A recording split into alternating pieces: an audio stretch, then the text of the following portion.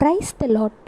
நம்ம ஒரு உணவு சாப்பிடும் பொழுது அதில் முக்கியமான மற்றும் முதன்மையான சுவை என்னன்னு கேட்டால் உப்பு சுவை தான்.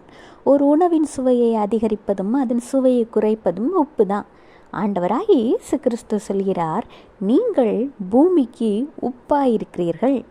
அதாவது மத்தேயு 5:13, நீங்கள் பூமிக்கு உப்பாயிருக்கிறீர்கள்.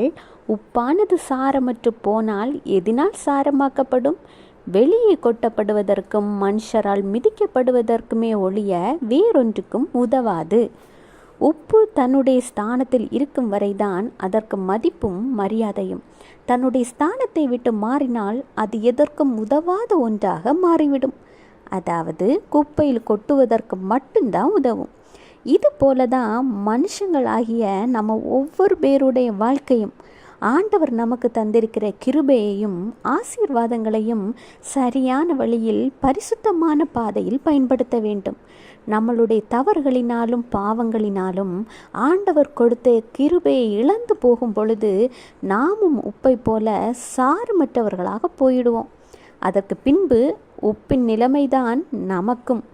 ஆண்டவராகிய இயேசு கிறிஸ்து வார்த்தைகளின் மூலம் உங்கள் கூட திட்டமும் தெளிவுமாக தினமும் பேசிக்கொண்டிருக்கிறார். ஆண்டவருடைய வார்த்தைகளை கேட்டு உங்கள் தவறுகளை உணர்வடைந்து பாவங்களிலிருந்தும் தேவையற்ற குணாதிசயங்களிலிருந்தும் வெளியில் வாங்க.